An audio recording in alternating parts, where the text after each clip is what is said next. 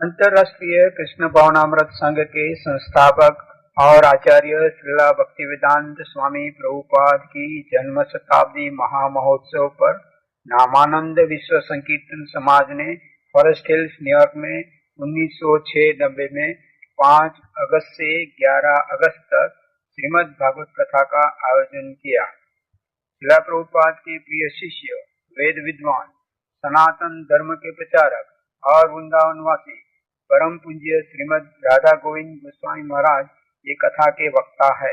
हरे कृष्णा कृष्ण कृष्ण हरे हरे, हरे राम राम राम हरे हरे। श्रीला प्रभुपाद की जय।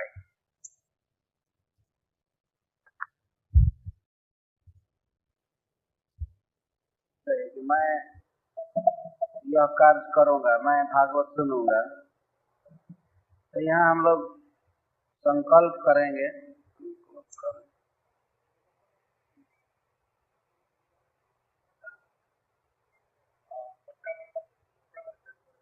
देना चाहिए जहाँ तक संभव।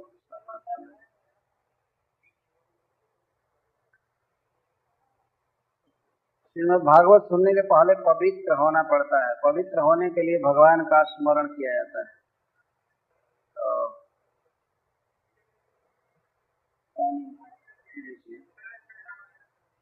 तो सब लोग बोलेंगे ओम पवित्रः अपवित्रः वा सर्वावस्थां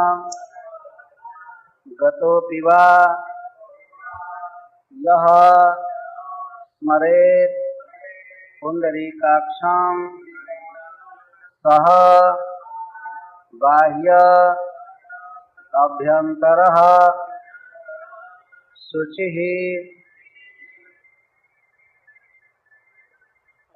तो यहाँ भगवान का चित्रपट है, आप लोग कृपया दर्शन करें और ध्यान करें। जो भी व्यक्ति भगवान श्री कृष्ण का, विष्णु का स्मरण करता है वह बाहर और भीतर से पवित्र हो जाता है। तो श्री विष्णु कहकर जल डालेंगे अपने ऊपर। श्री विष्णु 3 बार, श्री विष्णु। उधर जल देना चाहिए ना, जाकर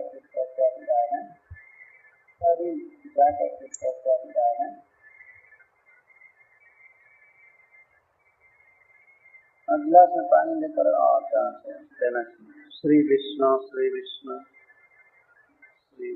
श्री स्वामी नामिने नमस्ते सरस्वती दे गौरवाणी प्रचारिणे निर्विशेष शून्यवादी पाश्चादेशतारिणे जय श्री कृष्ण चैतन्य प्रभु नित्यानंद श्री अद्वैत गदाधर शिवासादि गौर भक्त वृंद। हरे कृष्णा कृष्ण कृष्ण हरे हरे, हरे राम राम राम हरे हरे। जन्माद्यस्य जतोऽन्वयादिकर्ताश्चार्थे सुविज्ञः स्वराट् तेने ब्रह्महृदाययादिकवये मुह्यन्ति यत्सूरयः। तेजो वारिमृदां यथा विनिमयो यत्र त्रिसर्गो मृषा धाम्ना स्वेन सदा निरस्तकुहकं सत्यं परं धीमहि। धर्मः प्रोजितकैतवोऽत्र परमो निर्मत्सराणां सताम् वेद्यं वास्तवमत्र वस्तु शिवदं तापत्रयोन्मूलनम्। श्रीमद्भागवते महामुनिकृते किं वा परैरीश्वरः सद्यो हृद्यवरुध्यते प्रकृतिभिः शुश्रूषुभिस्तत्क्षणात्। निगमकल्पतरोर्गलितं फलं सुखमुखादमृतद्रवसंयुतं पिबत भागवतं रसमालयम्। मुहुरहो रसिका भूभावुकः नैमिषे निमिषक्षेत्रे ऋषयसौनकादयः सप्तं स्वर्गाय लोकाय सहस्रसममासत। तैकदा तु मुनयः प्रातर्हुतोताग्नयः सत्कृतं सुतमासीनं पप्रच्छुरितमादरात्। ऋषयः त्वया खलु पुराणानि सेतिहासानि च नघ आख्यातान्यप्यधीतानि धर्मशास्त्राणि यान्युता। यानि वेदविदां श्रेष्ठो भगवान् बादरायणः अन्ये च मुनयः सूतः परावर्तितो विदुः।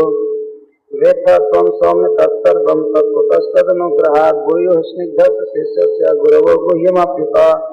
तत्र तत्रान्यसायुष्मन् भवता जद्विनिश्चितं पुंसामेकान्ततः श्रेयस्तन्न संसितुमर्हसि मर्हसि प्रायणाल्पायुष सभ्य कलावस्मिन् युगे जनः मंदमतयो मंदभाग्या हि प्रधृतः भूरिणि भूरि कर्माणि श्रोतव्यानि विभागशः अतः साधुत्र जत्सारं समुद्धृत्य मनीषया गृहिणः श्रद्धानानां जिनात्मासु प्रसीदति सुत जानासि भद्रं ते भगवान् सत्वतां पतिः देवक्यां वसुदेवस्य जातो चिकीर्षया तन्नः सुसर्षमाणानामर्हसङ्गानुवर्णितुं यस्यावतारो भूतानां क्षेमाय च भवाय च आपन्नः संस्कृतिं घोरां जन्नाम विविशो घृणं ततः सद्यो विमुच्येत जद्विभेति स्वयं भयम् यत्पाद संश्रयासुत मुनयः प्रसमायन सद्यः पुनन्तुपस्पृष्टा स्वधुर्नापो निषेवया को वा भगवतस्तस्य पुण्यश्लोकेद्य कर्मणा शुद्धिकामो न शृणुयात् यशः कलिमलापहम्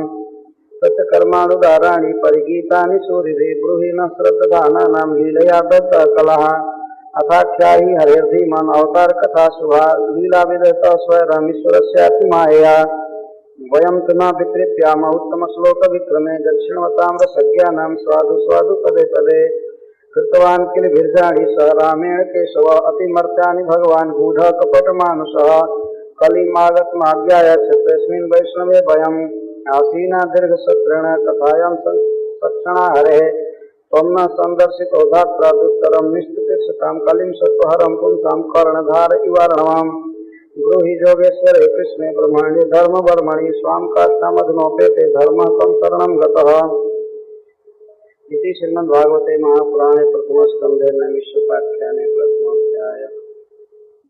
भक्तिवेदान्तस्वामीति नामिने नमस्ते सारस्वते गौरवाणी प्रचारिणे निर्विशेष शून्यवादी पाश्चादेशतारिणे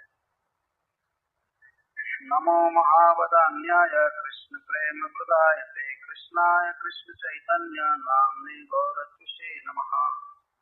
हे कृष्ण करुणा सिंधो दीनबंधो जगत्पते गोपेश गोपिका कांत श्री राधा कांत नमोस्तुते तप्त कांचन गौरांगी श्री राधे वृंदावनेश्वरी वृषभानुसुते देवी प्रणमामि हरिप्रिये वाञ्छाकल्पतरुभ्यश्च कृपा सिन्धुभ्यैव च पतितानां पावनेभ्यो वैष्णवेभ्यो नमो नमः। श्री कृष्ण चैतन्य प्रभु नित्यानंद श्री अद्वैत गदाधर श्रीवासादि गौर भक्तवृंद हरे कृष्णा कृष्णा कृष्णा हरे हरे हरे राम राम राम ओम नमो भगवते वासुदेवाय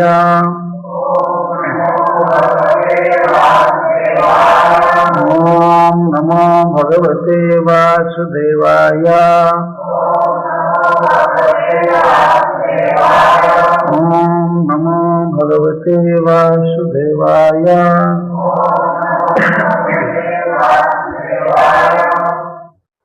बंधुओं को मैं धन्यवाद देता हूँ। श्रीमद् भागवतम सुनने की लालसा से आप यहाँ जुटे हैं, एकत्रित हुए हैं। यह हमारी वैदिक संस्कृति है, भारतीय संस्कृति है कि हम लोग आध्यात्मिक विषयों को सुनते हैं। जो जीवन का सबसे आवश्यक कर्तव्य है, भगवान के विषय में सुनना और इस विश्व सृष्टि के विषय में सुनना, भगवान के साथ अपने संबंध को सुनना, यह मनुष्य जीवन का सबसे बड़ा कर्तव्य है। प्रायः इस युग में भी सुनने का बड़ा महत्व है।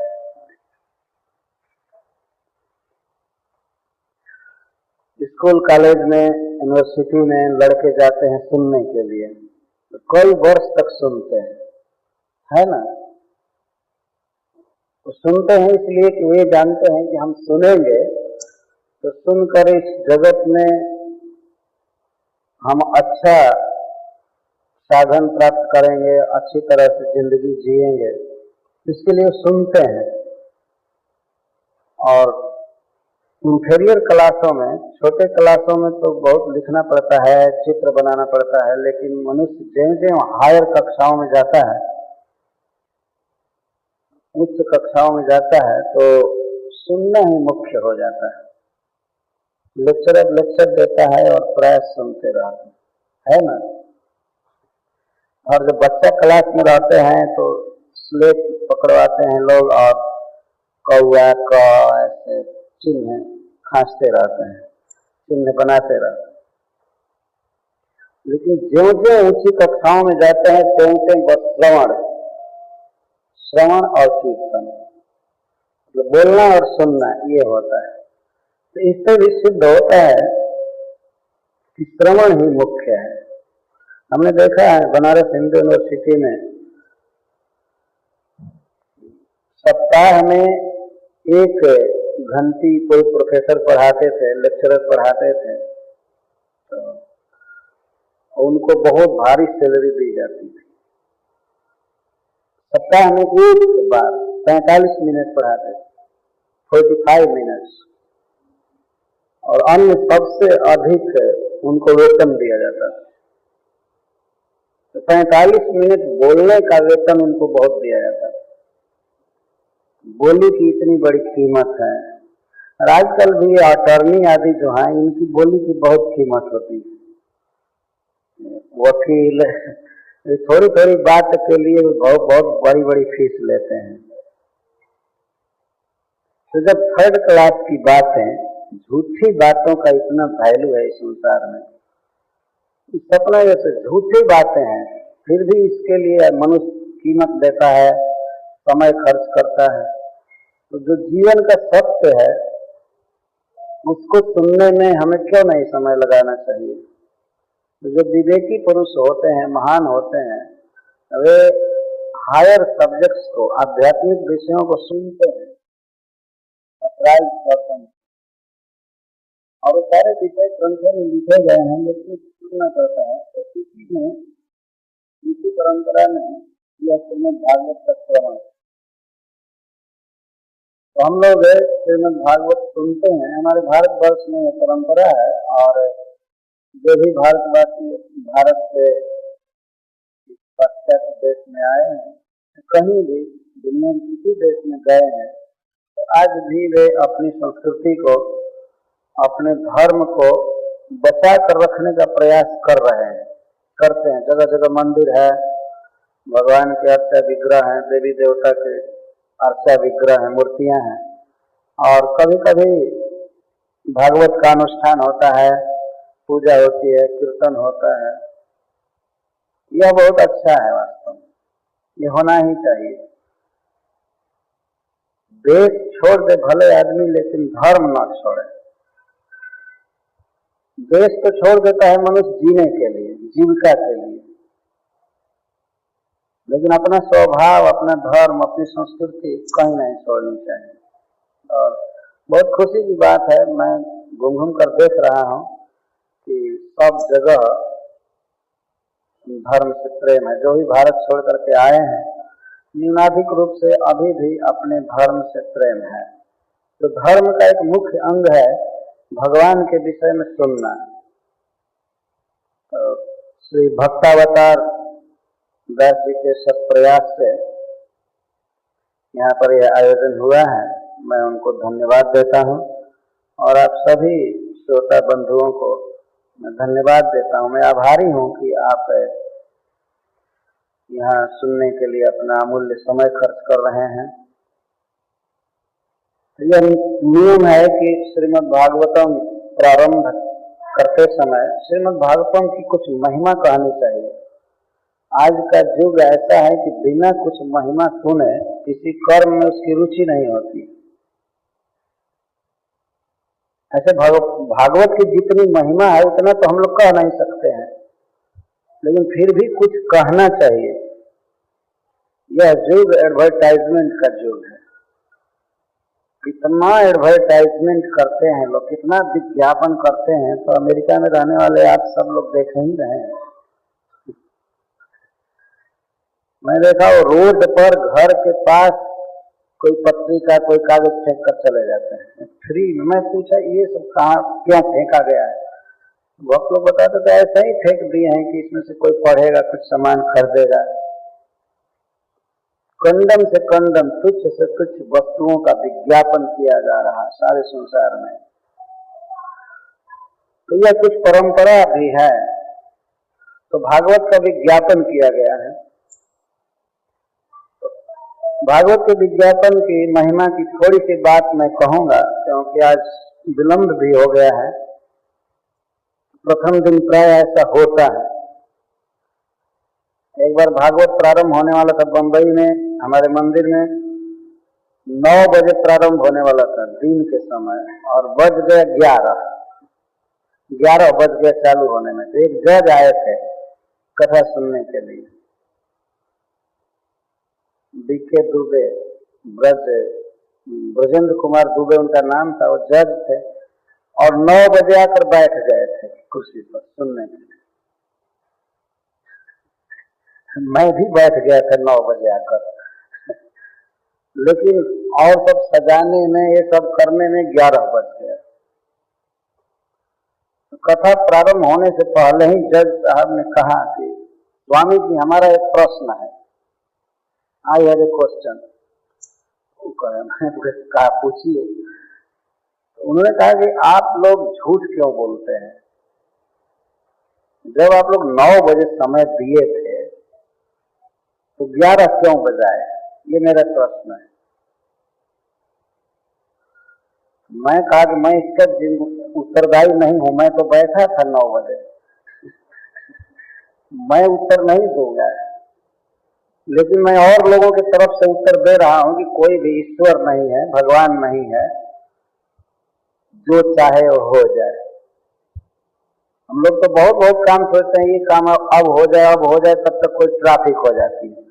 घर से निकले थे राइट टाइम, बीच में कोई एक्सीडेंट हो जाता है, कार वहां 10 मिनट रुकी रह जाती है। तो हम तो ईश्वर है नहीं, भगवान है नहीं, दीन जीव है, कभी भी कुछ देर हो सकती है। और यह प्रोग्राम भी अपने घर से दूर जगह पर हो रहा है। ये स्कूल है, स्कूल का कोई दूसरा परमाणु होता है, वातावरण, प्रत्येक चीज जुटाना पड़ता है यहाँ, तो इसलिए देर हो ही जाती है। मैं उनको उत्तर दिया इस तरह से। वो तो हमारे मंदिर में प्रोग्राम हो रहा था, बंबई मंदिर में, चाहते हुए भी विलंब हो जाता है। वास्तव में चाहते हुए भी चाहता है कि न विलंब हो, लेकिन विलंब हो जाता है। इसके लिए आप क्षमा करेंगे। तो भागवत की महिमा थोड़ी सी मैं कह रहा हूं। संसार में अतिहीन वस्तुओं का भी एडवर्टाइजमेंट करना पड़ रहा है।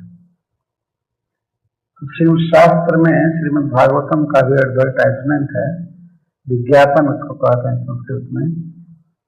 तो जैसी परंपरा है उसके अनुसार मैं प्रारंभ कर रहा हूं। एक बार नैमिषारण्य में सूत गोस्वामी से वहां के ऋषियों ने पूछा।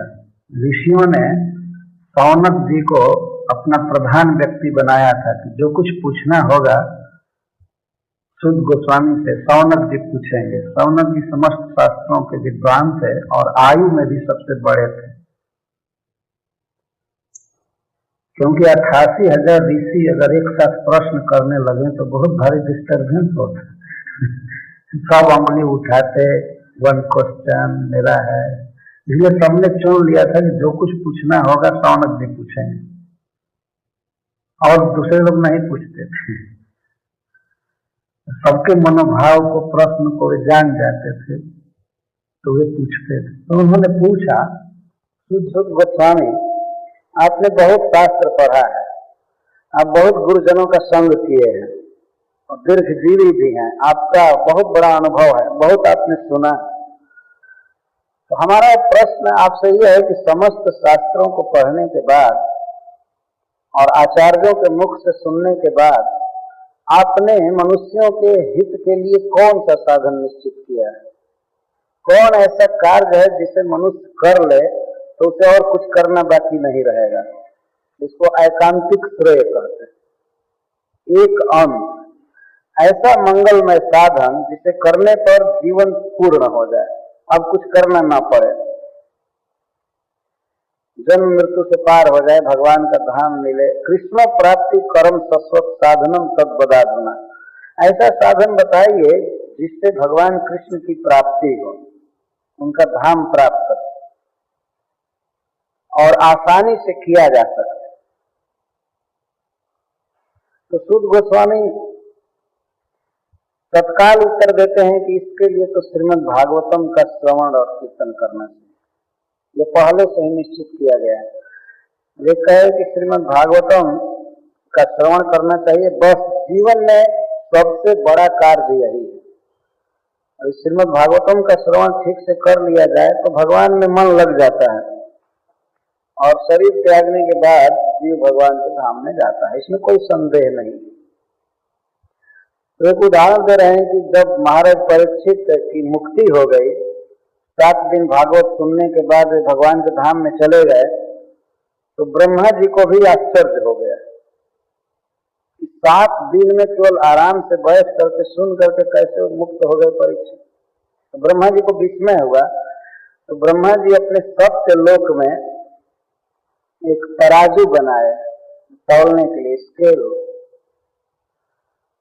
बनाए, और श्रीमद् भागवतम को एक पलड़े पर रखे एक तरफ, और दूसरे तरफ योग, तप, ब्रह्मचर्य, दान, विविध प्रकार के साधन रखे, सारा वर्णाश्रम धर्म का पालन आदि सारा बटखरा चढ़ाए एक तरफ, बहुत भारी भारी थे, लेकिन सब मिल करके भी भागवत के सामने हल्के हो गए भागवत गंभीर हो गए। और ऋषियों के सामने ब्रह्मा जी सब कर रहे थे। यह तराजू बनाने का मतलब है ब्रह्मा जी ने मन में विचार किया, सोचा, और ऐसा किया। अथवा वहां के जन लोग, तप लोग, सत्य लोग के ऋषियों को उन्होंने साफ दिखाया कि देखो इस तरह से श्रीमद् भागवतम सबसे बड़ा है। और यह श्रीमद् भागवतम वास्तव में केवल बड़ा ही नहीं है, यह दुर्लभ भी है। जिन्होंने पुण्य नहीं किया है, जिनके जीवन में सत्कर्म नहीं है, शुभ कर्म नहीं है, उन लोगों की रुचि भागवत सुनने में होती ही नहीं। इसके लिए एक अधिकार भी होता है। जब सुखदेव गोस्वामी भागवत कह रहे थे, कहने के लिए तैयार थे, तो देवता लोग हाथ में अमृत कलश लेकर आए। स्वर्ग से वे लोग सोचे कि चलें, और महाराज परीक्षित मरने से डरते हैं तो उनको अमृत पिला देंगे, वे मरेंगे नहीं, और इस उपकार के बदले हम लोगों को भागवत मिल जाएगा। मतलब वहां से ही वे सोचे कि ये भागवत की हम फीस देंगे, भागवत का शुल्क चुकाएंगे। इस तरह की मनोवृत्ति एक हीन मति का द्योतक है। ये लोग ये सोच रहे थे कि इस अमृत से भागवत को एक्सचेंज करेंगे, इसका विनिमय करेंगे। तो भागवत को एक प्रकार से साधारण अमृत के समान समझ रहे थे। तो आए अमृत का कलश लेकर के, और लोग खड़े थे। तो सुखदेव गोस्वामी ने पूछा कि क्या तुम लोग करना चाहते हो, देवताओं से पूछे।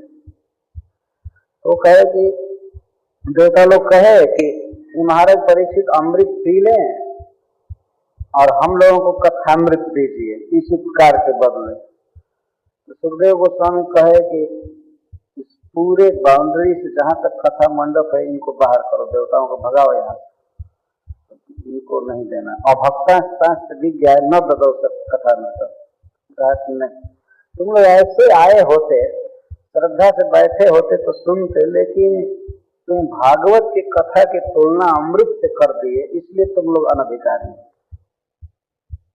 नहीं दिए। देवताओं को वहां बैठने नहीं दिया गया, वो भगा दिया गया, तुम नहीं सुनने लायक। यह कथा है पद्म पुराण में, उनको भक्त जानकर नहीं दिया गया। एवं भागवती वार्ता सुराणामपि दुर्लभ है, यह देवताओं को भी दुर्लभ है भागवती कथा।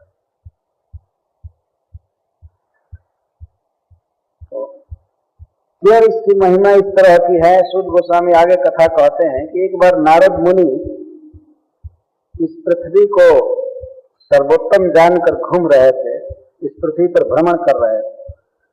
तो भ्रमण करते करते एक बार वे बद्रिकाश्रम गए, भगवान नर नारायण के आश्रम में।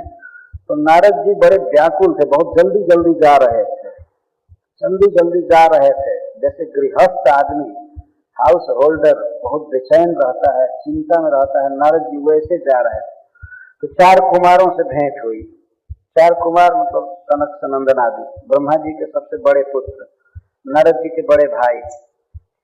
तो वे लोग देखे नारद जी को कि नारद जी बड़ी व्यग्र गति से जा रहे हैं, चिंतित मुख से जा रहे हैं। तो उन लोगों ने पूछा कि नारद, तुम्हारे जीवन में ऐसी कौन सी कठिनाई आ गई है कि तुम इतना चिंतातुर हो गए हो? तो गृहस्थ जैसा तुम बिल्कुल चिंता में पड़ गए। साधु का मतलब होता है कि आनंद से रहे, जहां भी रहे आनंद से रहे। विरक्त का आनंद तो यही है कि जहां भी रहे बिना फिक्र के रहे, बिना चिंता के रहे। आनंद ही आनंद है। चिंता करने की सारी जिम्मेवारी तो गृहस्थों पर है, वे लोग चिंता करें। यहाँ तक कि साधुओं को खिलाने की भी चिंता गृहस्थों को ही होती है। साधु का मतलब होता है निश्चिंत रहना।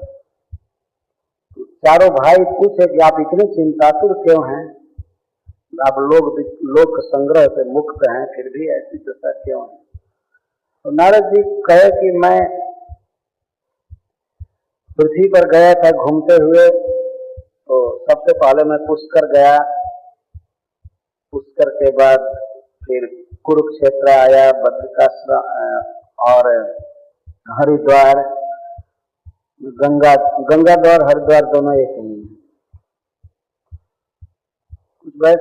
कुछ लोग कहा करते हैं कि शिव जी के भक्त लोग हरिद्वार को हरद्वार कहते हैं और भगवान विष्णु के भक्त हरिद्वार कहते हैं। दोनों का झगड़ा मिटाने के लिए उसको गंगाद्वार कहते हैं।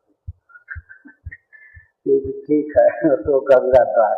लेकिन वास्तव में वहीं से केदारनाथ भी जाते हैं और भगवान नारायण के आश्रम में भी जाते हैं, बद्रिकाश्रम। तो बद्रिकाश्रम वहां से जाते हैं, इसलिए उसको हरिद्वार कहते हैं। वो हरि का द्वार, वहां से प्रवेश करते हैं। और भगवान शिव के धाम में भी वहीं से जाते हैं, इसलिए हरिद्वार भी ठीक ही, अंग्रेजों ने हरिद्वार लिख दिया। वो जाते हैं। तो नारद जी घूमे, गया जी गए और श्रीरंगम गए, साउथ इंडिया सब जगह घूमे। वो बता रहे हैं कि मैं घूमा, लेकिन मैं देखा कि सब जगह पाप हो रहा है, कहीं पुण्य नहीं हो रहा है, धर्म नहीं हो रहा है, कलयुग आ गया है। तो मैं घूमते घूमते वृंदावन पहुंचा। नारद जी कथा कह रहे हैं। तो वृंदावन में पहुंचा तो वहां पर एक अति आश्चर्य देखा। क्या आश्चर्य था? एक युवती स्त्री 2 बूढ़े पुरुष को अपने पास लेकर के और रो रही है। नारद जी कथा कहते हैं अपने भाइयों से, मैं देखा कि एक ज्योति स्त्री है, 2 वृद्ध पुरुष हैं, मरे जैसे पड़े हुए सोए थे बूढ़े, और कुछ स्त्रियां थी जो उस स्त्री की सेवा कर रही थी, पंखा आदि चल रही थी। तो बेचारी स्त्री बहुत दुखी थी, अपने दोनों बूढ़े पुरुषों को जगाना चाहती थी, उठा रही थी, वो उठ नहीं रहे थे, वो रो रही थी, असहाय अपने को मान रही थी, अनाथनी समझ रही थी अपने। तो मैं उसके पास चला गया, मैं पूछा कि तुम कौन हो और ये दोनों वृद्ध पुरुष तुम्हारे कौन हैं और ये सब स्त्रियां कौन हैं, तुम क्यों दुखी हो? तब उस स्त्री ने बताया कि नारद जी, मैं भक्ति हूँ, भगवान विष्णु की भक्ति हूँ मैं, और ये ज्ञान वैराग्य मेरे पुत्र है, ये मेरे पुत्र है। वास्तव में जहाँ भगवान की भक्ति होती है तो ज्ञान और वैराग्य अपने आप हो जाता है। ज्ञान का अर्थ होता है भगवान का अनुभव, भगवान कितने महान हैं, कितने आनंदमय हैं, इन सब का अनुभव होता है। और वैराग्य का अर्थ होता है भगवत विरोधी बातों से, संसार से अनासक्ति हो जाना, इसको वैराग्य कहते हैं। तो जहाँ भगवान कृष्ण से प्रेम होता है, भक्ति होती है, तो ज्ञान वैराग्य अपने आप आ जाते हैं, अलग से साधन नहीं करना पड़ता। तो भक्ति बता रही थी कि ये मेरे पुत्र हैं और ये जो स्त्रियां हैं, ये गंगा आदि नदियां हैं, जो मेरी सेवा करती हैं, गंगा आदि का सेवन करने से भक्ति बढ़ती है। नारद जी, मैं बड़ी दुखी हूँ कि मैं माँ होकर, तो मैं ज्योति हूँ और हमारे बेटे वृद्ध हैं, बूढ़े हो गए, तो इसका मुझे बहुत बड़ा दुख है। मैं इनको जगा रही हूँ, इनको युवक बनाना चाहती हूँ, लेकिन ये बन नहीं रहे हैं। और मैं अपना इतिहास सुना रही हूँ कि मैं दक्षिण भारत में जन्म ली थी। उत्पन्ना द्रविणे साहम वृद्धिम कर्णाटके गता, क्वचित क्वचित महाराष्ट्र गुर्जरे जीर्णताम गता। मैं द्रविड़ में उत्पन्न हुई, वो भक्ति प्रधान क्षेत्र है, बड़े बड़े आचार्य वहाँ हुए हैं, साउथ इंडिया। तो मैं द्रविड़ में उत्पन्न हुई और कर्नाटक में कुछ बढ़ी, महाराष्ट्र में भी कहीं कहीं मैं बढ़ी, जैसे पंढरपुर में और सब जगह वहां बढ़ी, लेकिन गुजरात में जाकर मैं जीर्ण हो गई। ये भक्ति आत्मकथा कह रही है, भक्ति गुजरात में जाकर जीर्ण हो गई। आज भी हम लोग देखते हैं कि गुजराती समाज को आसानी से ठगा जा सकता है। जितना भी मत और पंथ है, सब गुजरात में सबसे ज्यादा फ्लॉरिश है। जितना पाखंड है, उसकी राजधानी है गुजरात। इसमें संदेह नहीं है, ये भक्ति अपनी कथा कह रही है। आज भी हम लोग तो देखते हैं, घूमते हैं गुजरात में, तो सब तरह के पंथ और मत, भगवत विरोधी भी और भगवत भक्ति का भी प्रचार है वहाँ। भगवत भक्ति भी है, पुष्टि संप्रदाय का बहुत प्रचार है, तो उसमें तो भक्ति है, लेकिन इसके साथ ही साथ और भी बहुत बहुत प्रचार है। तो भक्ति की आत्मकथा कोई गलत नहीं है। तो मैं गुर्जरे जीर्णताम गता। नारद जी पूछते हैं कि गुजरात में क्या हो गया तुमको? तो वो कहती है, पाखंडा मैं पीड़िता, पाखंड रोग ने मुझे घेर लिया। भक्ति में पाखंड नहीं हो सकता है, मतलब चारों तरफ पाखंड का प्रचार हो गया गुजरात में। पाखंड का क्या मतलब होता है? खंड का अर्थ संस्कृत में चिन्ह होता है। पाखंड, पाप का चिन्ह पाखंड कहलाता है। मतलब भीतर से कुछ और परंतु बाहर से साधु, बाहर से महात्मा का भेष लेकिन भीतर से दूसरा, इसको पाखंड कहते। जैसे इंद्र जब पृथु महाराज का घोड़ा चुराए थे, तो वे ऊपर से बहुत बहुत साधुओं का वेश बना रहे थे। बिल्कुल कृष्ण भक्ति के विरुद्ध, विष्णु भक्ति के विरुद्ध जो मत है, वे भी अपने को साधु के रूप में पेश करते हैं, क्योंकि बिना साधु के रूप में पूजा नहीं मिलती। अपने मत का प्रचार करने के लिए उन्हें भी साधु का रूप दिखाना पड़ता है, इसको पाखंड कहते हैं। तो भक्ति कह रही कि मैं वहां गई और इस तरह से छिन्न हो गई, लेकिन घूमते घामते मैं वृंदावन आई तो मैं पुनः तरुणी हो गई, मैं ज्योति हो गई। लेकिन मैं बहुत चिंता करती हूँ कि मेरे बेटे कैसे जवान होंगे, कैसे जगेंगे। तो हे नारद जी, आप तपोधन हैं, आप ब्रह्मा जी के मानस पुत्र, ब्रह्मा जी के पुत्र हैं। आपकी कृपा से प्रहलाद महाराज माया पर विजय पाए, ध्रुव महाराज माया पर विजय, ध्रुव महाराज ध्रुव लोक प्राप्त किए। बड़े बड़े राजा आपके शिष्य होते हैं, महान पुरुष। तो आप कृपा करके मेरा दुख दूर कीजिए, आप कोई उपाय कीजिए। आपके दर्शन से प्राय शांति होती है, आप कुछ उपाय कीजिए। तो नारद जी को बड़ी दया आई, वे भक्त थे ही, भक्ति का दुख दूर करने के लिए वे उपाय करने लगे। उपाय करने में सबसे पहले उस ज्ञान वैराग्य को, दोनों बूढ़ों को जगाने लगे। अरे ज्ञान उठो, अरे वैराग्य उठो, कान में बोलते थे। जब नहीं उठे तब वेद वेदांत घोषे से गीता पाठ है मुहुर मुहुर प्रबोधितोपि। वेद वेदांत पढ़ने लगे नारद जी, वेद पढ़ने लगे, वेदांत पढ़ने लगे, यहाँ तक गीता का भी पाठ बारंबार कर रहे थे। तो गीता का पाठ सुनने पर कुछ कुछ किंचित किंचित उत्थित, कुछ कुछ उठे, लेकिन फिर सो गए। वेद वेदांत घोष हुआ, ये सब सुनाया गया, गीता का पाठ सुनाया गया, तो ज्ञान वैराग कुछ होता, मतलब गीता सुनने पर कुछ ज्ञान वैराग होता है, यह सिद्धांत। लेकिन फिर शिथिल हो जाता है, जहाँ विषय बयार आती है, विषय का झोंका आता है, वो ज्ञान खत्म हो जाता है, वैराग भी नष्ट हो जाता है, तो फिर वो सो जाते हैं। तो नारद जी बड़ी चिंता में पड़े, अब हम क्या करें?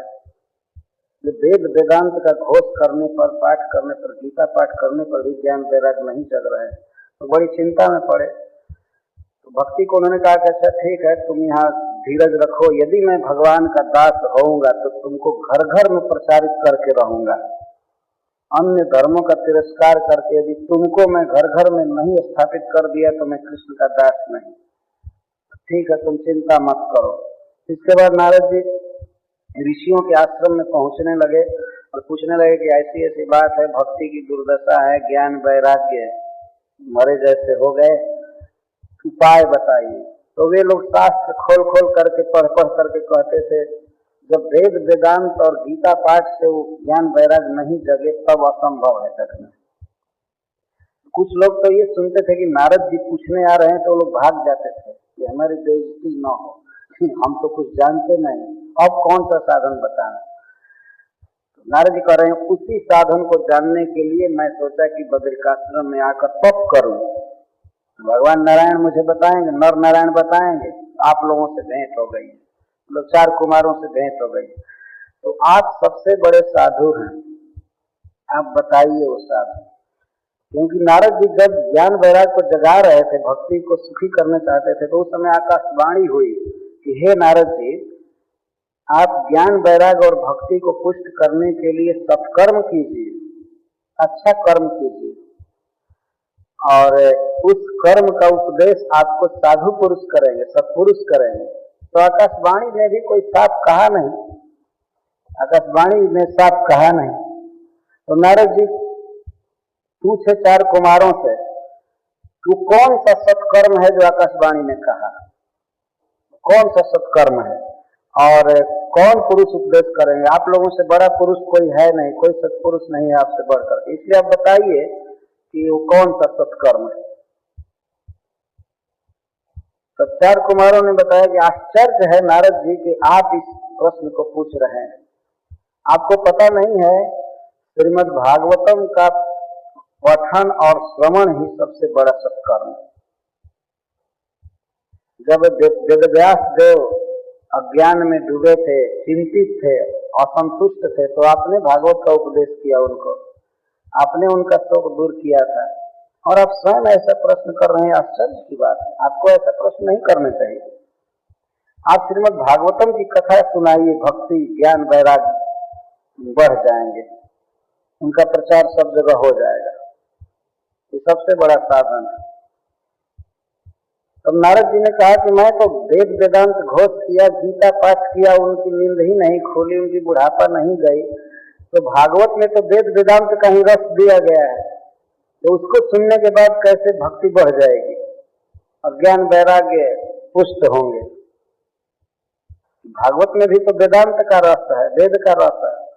तो 4 कुमारों ने समझाया कि हाँ उसमें वेदांत का रस है, लेकिन जैसे वृक्ष एक वस्तु है, लेकिन वृक्ष में जब फल लगता है तो फल का कुछ और स्वाद होता है।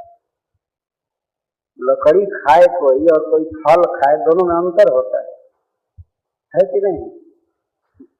तो वृक्ष से ही फल निकला है, लेकिन फिर भी फल में विलक्षण स्वाद होता है।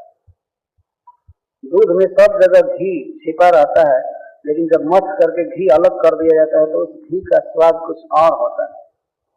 ये गन्ना में, इक्षु में सब जगह रस रहता है, लेकिन उसको जब बाहर निकाला जाता है, उसकी मिश्री बनाई जाती है, शुगर कैंडी, तो उसका कुछ और स्वाद होता है। तो श्रीमद् भागवतम का कुछ विलक्षण प्रभाव है, स्वाद है।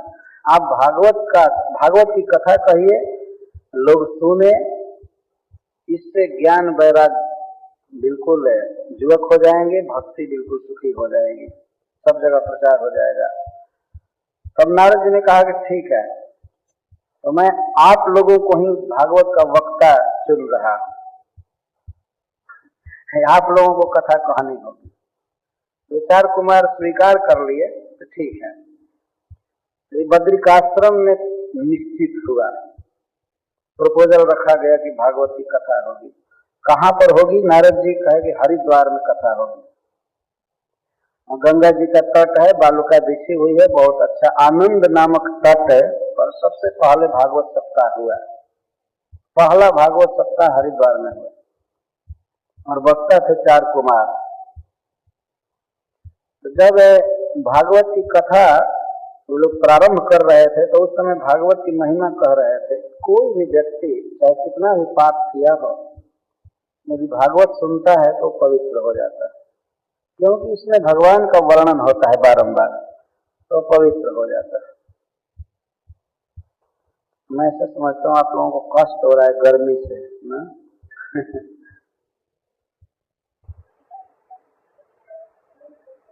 यदि एसी नहीं बना होता शुरू से ही तो आदमी को कोई कष्ट नहीं होता है। वही कष्ट दे रहा है वास्तव में। तो नारद मुनि भागवत के प्रथम श्रोता बने, भागवत सप्ताह के। जो विचारी है कोई भी हो, यदि वह भागवत सुने तो उसका पाप नष्ट हो जाता है। बहुत प्रकार के पापों का वर्णन किए हैं 4 कुमार। कहते हैं कोई भी व्यक्ति हो उसे भागवत सुनना चाहिए, भगवान की शरण में आना चाहिए। भागवत सुनने का मतलब है भगवान के निकट आना, भगवान के गुणों का वर्णन किया जाता है। तो नारद जी ने पूछा कि कोई ऐसा व्यक्ति है पूर्व इतिहास में जो बहुत बड़ा पापी हो और भागवत सुनने से ही परम पवित्र हो गया हो? तो 4 कुमारों ने एक उदाहरण दिया, एक इतिहास कहा। इतिहास का अर्थ होता है सच्ची घटना। इतिहास कोई मनगढ़ंत कथा नहीं होती है। आज के युग में मनुष्यों में यह बहुत भारी कमी है, बहुत बड़ा रोग हो गया है। तो किसी ग्रंथ को यह कहता है कि काल्पनिक, ये इमेजिनेशन है। इसका कारण यह है कि आज के युग में इतनी पुस्तकें, इतने ग्रंथ, इतनी किताबें काल्पनिक लिखी जा रही हैं कि आदमी करे क्या। चारों तरफ झूठी कथाएं लिखी जा रही हैं। उपन्यास से, उपन्यास को अंग्रेजी में क्या कहते हैं? नॉवेल। नॉवेल तो जितना भी नॉवेल लिखा गया है, ये स्टोरी लोग लिखते हैं, कहानी, उपन्यास, जो भी सारा झूठा लिख रहे है कि नहीं? और फिर उसका शूटिंग करते हैं, उसका मूवी बनाते हैं और देखने वाले रोते हैं या हंसते हैं, और वो भी जानते हैं कि ये झूठा है, लेकिन उन पुस्तकों को पढ़ते रहते हैं। दिमाग में बात आ गई है कि जैसे ये सब पुस्तकें झूठी हैं, वैसे ही वैदिक ग्रंथ भी झूठा है। इसको कहते हैं अभिनिवेश, आवेश हो जाना किसी वस्तु का। जैसे कोई बच्चे घूमते हैं, घुमरी परेता उसको कहते हैं, हम लोग घुमरी खेलते हैं, घुमरी परेता, तो उनके आंखों में उद्घूर्णा छा जाती है, आंखें घूमने लगती हैं। तो उन घूमती हुई आंखों से वे देखते हैं कि वृक्ष घूम रहा है, ये घर घूम रहा है, रोड घूम रहा है, कुछ भी नहीं घूम रहा है, घूम रही है उसकी आंख, है कि नहीं? आंख घूमती है, न कि भवन घूम रहा है, लेकिन दिखाई पड़ता है कि ये सब घूम रहे हैं। तो उस घूमती हुई आंख से आदमी जो कुछ भी देखता है तो घूमता हुआ नजर आता है। तो झूठी कथाओं को पढ़ते पढ़ते आदमी का दिमाग झूठ से बिल्कुल भर गया है। इसीलिए भागवत आदि को भी सोचता है ये भी झूठा है, उन्हीं आंखों से वो देखता है, झूठी कथा सुनता है। हमारे यहाँ भारतवर्ष में एक गीत है, मोहब्बत की झूठी कहानी पर रोए।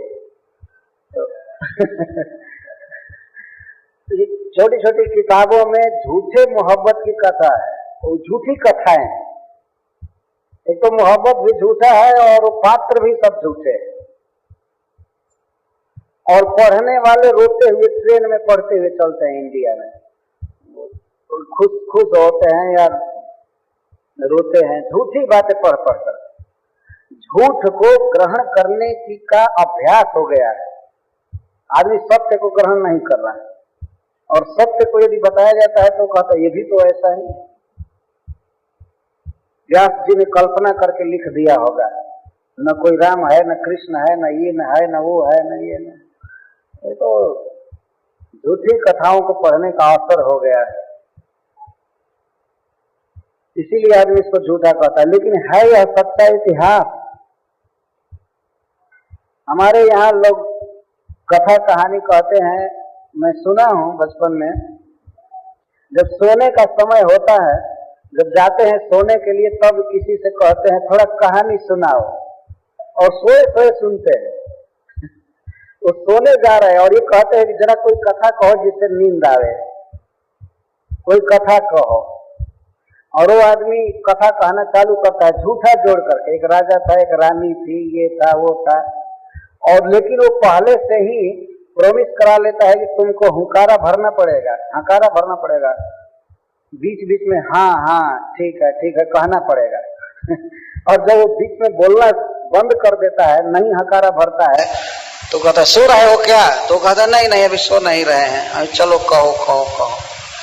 और कथा कह करके, पूरी कथा कह करके वो कथाकार, कोई कथा कहो जिससे नींद आवे, कोई कथा कहो, और वो आदमी कथा कहना चालू करता है झूठा जोड़ करके। एक राजा था, एक रानी थी, ये था वो था, और लेकिन वो पहले से ही प्रॉमिस करा लेता है कि तुमको हुंकारा भरना पड़ेगा, हकारा भरना पड़ेगा, बीच बीच में हाँ हाँ ठीक है कहना पड़ेगा। और जब वो बीच में बोलना बंद कर देता है, नहीं हकारा भरता है, तो कहता है सो रहे हो क्या? तो कहता है नहीं अभी सो नहीं रहे हैं, चलो कहो कहो कहो। और कथा कह करके, पूरी कथा कह करके वो कथाकार क्या कहता है अंत में? वो कहता है कि कहनी गईल वन में, सोचा अपना मन में, कहने वाला झूठा, सुनने वाला साचा। हमारे यहाँ ये कहते हैं कि कहानी चली गई वन में, वो जंगल में चली गई, मतलब झूठी वस्तु है, और तुम अपने मन में सोचो कहने वाला झूठा है, सुनने वाला साचा है। कहने वाला तो जोड़ जाड़ करके इधर उधर से कह रहा था, और सुनने वाला प्रभावित होता जाता था कथा के प्रसंगों से, तो सुनने वाला उसको सच्चा समझ लेता। ये सारा संसार झूठी कथाओं से भरा हुआ है, सारा संसार। इसीलिए परम सत्य वैदिक इतिहास को भी लोग झूठा समझते हैं, लेकिन ये झूठा नहीं है, यह परम सत्य है, यह फैक्ट है, ये भागवत की महिमा है। तो सनत कुमार आदि सुना रहे हैं इतिहास, भागवत को सुन करके एक बहुत बड़ा पापी तर गया। तो कथा सुना रहे हैं कि तुंगभद्रा नदी के तट पर एक नगर था। तुंगभद्रा नदी दक्षिण भारत में है, आज भी है। तो वहां उस नगर में एक आत्मदेव नाम का ब्राह्मण रहता था। वो ब्राह्मण बहुत धनी था और बहुत सदाचारी था। यहां तक लिखा गया है कि वह वेद शास्त्र को ऐसा जानता था, इतना पारंगत था कि दूसरे सूर्य के समान तेजस्वी ब्राह्मण था, इतना तेजस्वी ब्राह्मण। लेकिन संजोग बस या कर्म का फल कहिए, उसको वाइफ जो मिली थी, उसकी जो पत्नी मिली थी, वो बहुत बैड थी, वो बहुत खराब थी। इसीलिए बहुत सोच समझकर विवाह करना चाहिए मनुष्य को। उसका विवाह एक नालायक औरत से हो गया था, वो अच्छी नहीं थी, वो हमेशा बक बक बोलती रहती थी, लोक वार्ता में रत रहती थी, हमेशा न्यूज़पेपर पढ़ती रहती थी, टीवी देखा करती थी, वो ऐसी थी। हमेशा लोक वार्ता, दुनियादारी की बात करना, और काम करने में, घर का काम करने में तो महान वीर थी, बहुत दक्ष थी, एक्सपर्ट थी घर का काम धंधा करने में। झगड़ा करती रहती थी, अशुद्ध रहती थी, नहाती धोती नहीं थी।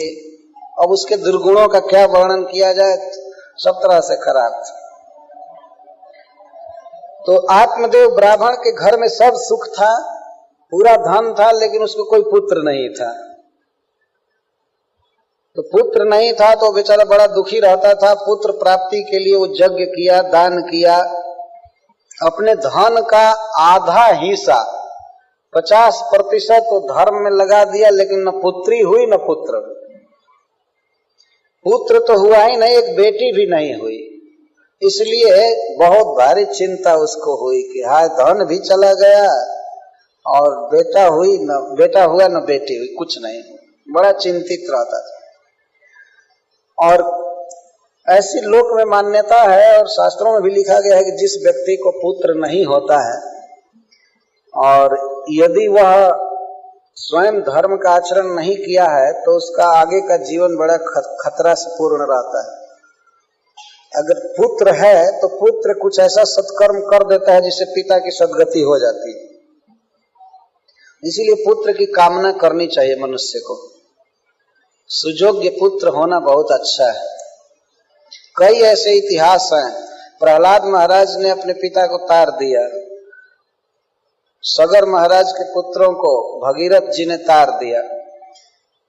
ऐसी बहुत सी घटनाएं हैं। पुत्र होना आवश्यक है। आजकल के लोग तो विवाह करना चाहते हैं लेकिन वो चाहते हैं कि हमको कोई संतान न हो, बस बिल्कुल राक्षस हो गए हैं। उनको इंद्रिय तृप्ति चाहिए, बाकी कोई जिम्मेवारी नहीं चाहिए किसी के पालन पोषण और इधर पाश्चात देश में मैं तो सुना हूं कि अपने घर से लड़का को निकालने के लिए लोग पार्टी देते हैं कि आज हम इसको घर से बाहर कर रहे हैं, आइए हमारे यहाँ खाइए पीजिए और आशीर्वाद दीजिए कि हमसे इसका कोई नाता न रहे, ये चला जाए जहां जाना हो चला जाए। ये ऐसा देश है, ऐसा समाज। लेकिन वैदिक समाज ऐसा नहीं है। पुत्र में और पिता में बहुत घनिष्ठ प्रेम होता है और दोनों एक दूसरे के सहायक होते हैं। लोक परलोक में सब जगह सहायक होते हैं। तो उसको बड़ी चिंता हो रही थी। वो एक दिन वो घर से निकल गया। आत्मदेव ब्राह्मण उद्विग्न होकर घर से निकल गया और सोचा कि अब क्या करूं। तो गया एक जगह, एक सरोवर था, तालाब।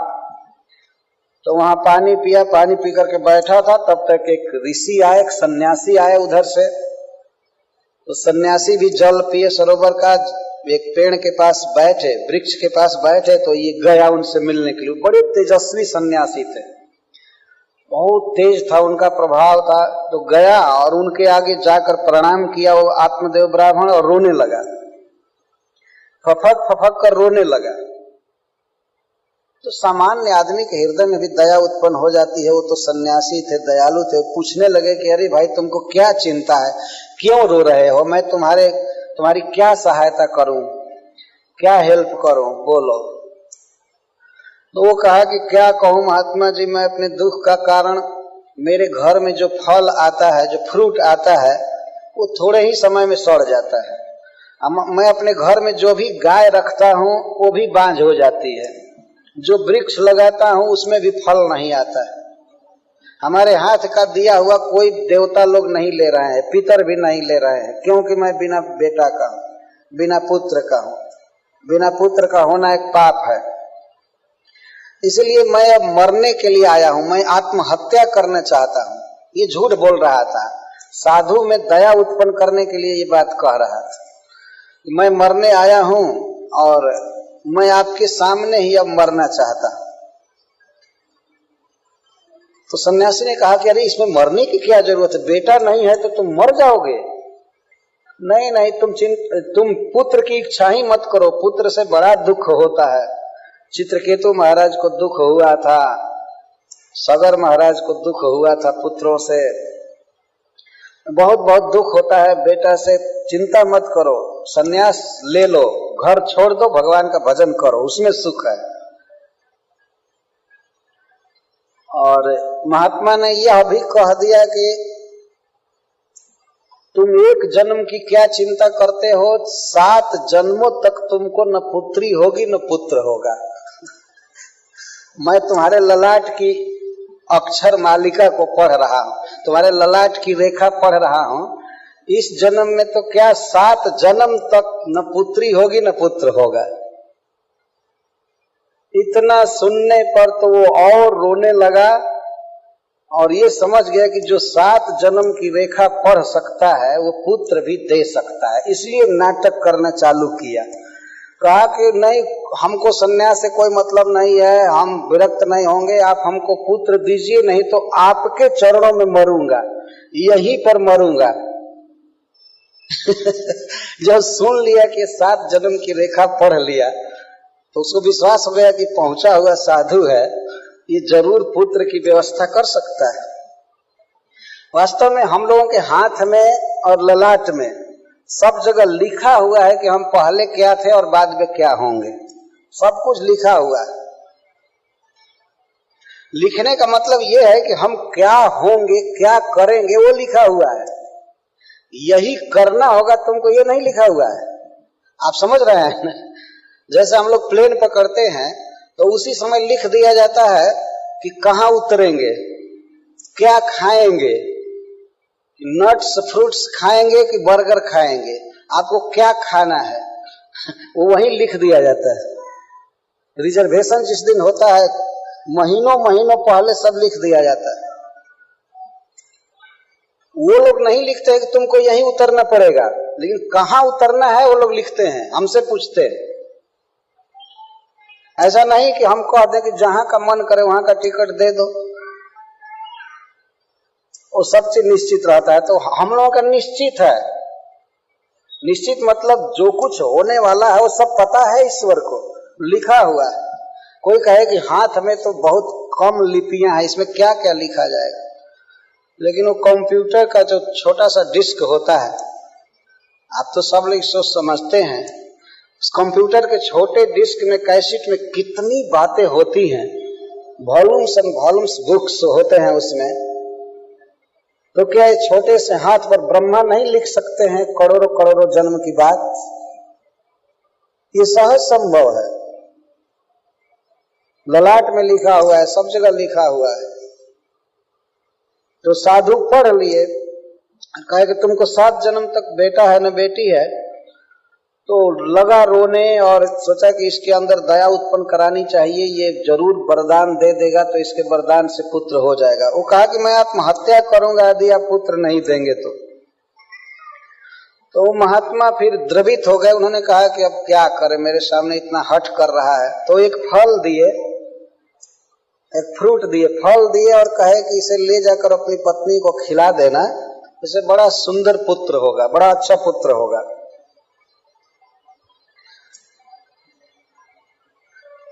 लेकिन उस पुत्र से तुमको सुख नहीं होगा। तो ये सोचा कि शायद उदंड हो जाएगा, हमारा बेटा उच्छृंखल होगा इसलिए दुख होगा। लेकिन something is better than nothing, कम से कम बेटा तो हो जाए, भले सुख मिले या न मिले, तो चलो बेटा हो जाए। तो फल दे दिए और लेकर के फल गया, अपनी पत्नी को दिया, कहा कि देखो इसको ये खाना है। और महात्मा ने बहुत बहुत नियम बनाया है कि तुमको जब तक गर्भ रहे तब तक सत्य बोलना है। पुत्र होने के बाद चाहे 24 घंटे झूठ बोला करना, लेकिन कम से कम जब तक गर्भ है तब तक सत्य बोलना है, स्नान करके रहना है, सदाचार का पालन करना है। बहुत बहुत नियम बताया। तो उसको तो फल खाना नहीं था, उसे पुत्र की इच्छा नहीं थी। और जो स्त्री थी वो बहुत बदमाश थी, उसको पुत्र की इच्छा नहीं थी और सोचती थी मैं ऐसे ही सुखी हूं। तो कहा कि फल खा लो, तो वो कहती है कैसे खा ले, सन्यासी का दिया हुआ फल बिना नहाए खा ले? अरे नहाऊंगी, पूजा पाठ करूंगी, इसके बाद खाऊंगी। जाइए आप अपना काम कीजिए, अपना जाप देखिए, आप जाइए अपने काम पर, ऑफिस जाइए, चाहे कुछ भी जाइए, हम खा लूंगी। उसको खाना नहीं था। तो जब उसका पति चला गया अपने जॉब पर, तो वो अपनी सखी से रो रो करके कहने लगी क्या करूं, देखो ये फल लाया है, फल खाने पर गर्भ हो जाएगा, हमारे लिए बहुत भारी समस्या उत्पन्न होगी। फल भक्षेण गर्भ स्यात्, गर्भेण उदर वृद्धिता।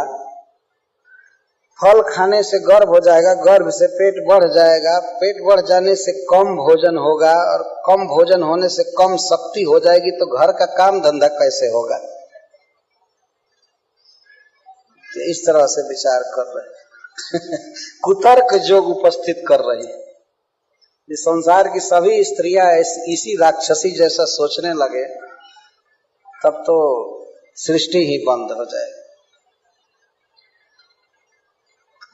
खाने को नहीं मिलेगा, अल्प शक्ति हो जाएगी, तो घर का काम नहीं होगा। और कदाचित गांव में डकैती पड़ेगी, चोर आएंगे, लूटे पीटेंगे, तो सब लोग तो भाग जाएंगे, लेकिन मैं भारी शरीर वाली कैसे भागूंगी? अभी से सोच रही कि गांव में चोरी होती ही रहती है, डकैती होती है, डाकू लोग लूटते हैं, तो और सब लोग भाग जाएंगे, मैं पकड़ी जाऊंगी। प्रहलाद की माता के समान मैं पकड़ी जाऊंगी। ब्राह्मणी थी, इसीलिए इतिहास पुराण सुनी थी, जानती थी, लेकिन सदाचारी नहीं थी। और फिर कहती है कि कहीं सुखदेव गोस्वामी की तरह यदि बच्चा बाहर नहीं आएगा तो मैं तो ऐसे ही मर जाऊंगी। ये भी वो कहती है। सुखदेव जी की कथा सुनी होगी ब्राह्मण की पत्नी थी तो घर में कुछ कथा वार्ता चलती होगी, और किसी तरह से गर्भ नहीं यदि अच्छा से हुआ, वैसे भी मरना होगा, ये होगा वो होगा, मैं तो क्या करूं, और मैं इतनी सुकुमारी हूं कि मैं गर्भ ढो नहीं सकती हूं। और मान लो यदि प्रसव हो भी जाए तो मैंने सुना है कि प्रसव में बहुत दुख होता है, मैं यह दुख सहने के लिए तैयार नहीं, मैं ये दुख नहीं सहूं। किसी भी नारी के हृदय में एक लालसा होनी चाहिए कि मैं पुत्रवती बनूं। हम लोग अपने देश में, भारतवर्ष में देखते हैं कि लड़की सयान होती है तो उसके मन में एक लालसा होती है कि मैं मां बनूं। पत्नी बनने के बाद वो मां बनना चाहती है, और यह बहुत अच्छा विचार है वास्तव में। लेकिन ये धुंधुली, उसका नाम धुंधुली था, वो धुंधुली करे नहीं, मैं प्रसव करने में मर सकती हूँ, इसलिए मैं इस फल को नहीं खाऊंगी। वो सोच रही थी, रो रो कर कह रही थी कि क्या उपाय किया जाएगा अगर गर्भ नहीं होगा। मान लो फल नहीं खाऊंगी और गर्भ नहीं होगा तो मेरा पति पूछेगा कि क्या प्रभाव हुआ, साधु का दिया हुआ फल व्यर्थ हो नहीं सकता है, तो पूछेगा कि क्यों नहीं गर्भ हुआ, तो वैसे वो पीटेगा, वैसे हमको मारेगा, अब मैं क्या करूं। और कदाचित यदि पुत्र हो भी जाए तो फिर उसका मल मूत्र साफ करो, धोवो, दूध पिलाओ, ये सब करो, इतना झंझट मुझसे नहीं होगा। तो जिससे बात कर रही थी वो उसकी बहन थी, तो वो कही कि देखो मुझे पुत्र होने वाला है, मैं भी गर्भवती हूं, तो तुम ऐसा काम करो कि फल तो तुम मत खाओ, इसे गाय को खिला दो, देखा जाएगा कि साधु का वरदान क्या काम करता है। तो गाय को खिला दो फल, तुम मत खाओ, लेकिन दिन पर दिन बनावटी गर्भ दिखाया करना, पति के साथ कभी मत बैठना, दूर दूर रहना, और प्रति वीक में, प्रति सप्ताह में कपड़े की तह बढ़ाते जाना, तो पेट पर कपड़ा बांधते बांधते उसको ऊंचा करते जाना, और पति से सटना मत, उससे बात मत करना, वो समझेगा कि गर्भ बढ़ रहा है। और जब मेरा बेटा होगा, मेरा बेटा पहले हो जाएगा, जब तुम्हारा तो बेटा होगा नहीं तो मैं हल्ला करूंगी कि मेरा बेटा मर गया, मैं तुमको दे दूंगी अपना बेटा, और मैं हल्ला करूंगी कि मेरा बेटा मर गया, और तुम कहना कि पता नहीं क्यों हमारे स्तनों में दूध नहीं आया, तो मैं सुनी हूं कि मेरी बहन का बेटा हुआ था, वो मर गया है, तो पति जी उसको बुला दीजिए, वो इसको पाल पोस दे, वो दूध पिला दे। वास्तव में गर्भ जब होता है माँ को, तो भगवान दूध भेजते हैं, माँ के स्तनों में दूध देते हैं बच्चे के लिए, लेकिन उसको तो बेटा होता नहीं, इसलिए दूध आने का प्रश्न ही नहीं।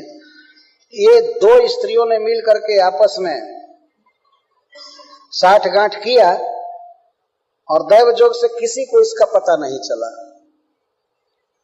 तो उस बच्चे को ला करके ये दे दी और हल्ला हुआ कि इसको लड़का हुआ है, लड़का हुआ है, आत्मदेव ब्राह्मण को पुत्र हुआ है, बधाई बज रही थी, दान दिया जा रहा था। और कुछ काल के बाद गाय ने भी पुत्र दिया, बहुत सुंदर। तो सब लोग प्रशंसा करने लगे, देखो जब आज शुभ दिन आता है तो सब ओर से लाभ होता है। इसको एक दिन बेटा नहीं हो रहा था, आज गाय तक बेटा दे रही है अब गाय से भी बेटा हो रहा है, देखो पुण्य। और किसी को इस रहस्य का पता नहीं। तो इस तरह से वो धुंधुकारी जो था, इसकी बहन का लड़का, वो महाखल हो गया और मुर्दा छू करके भोजन करता था, चोरी करता था, बहुत बहुत दुष्कर्म किया। उसके दुष्कर्मों का वर्णन पद्म पुराण में दिया गया है। अंत में वो अपनी माँ को एक दिन पीटा, खूब पीटा कि कहाँ धन रखी हो, सारा धन दो। तो जा करके रात में कुएं में गिरकर मर गई। अब इससे उसके पाप का परिमाण आप समझ सकते हैं कितना बड़ा पापी था वो। माँ कुएं में जाकर गिरकर मर गई। तो पिताजी घर छोड़कर चले गए। अंत में वो अपने घर में 5 वेश्याओं को लाया। 5 वेश्याओं को लाया और वेश्याओं की मांग तो बहुत बड़ी होती है।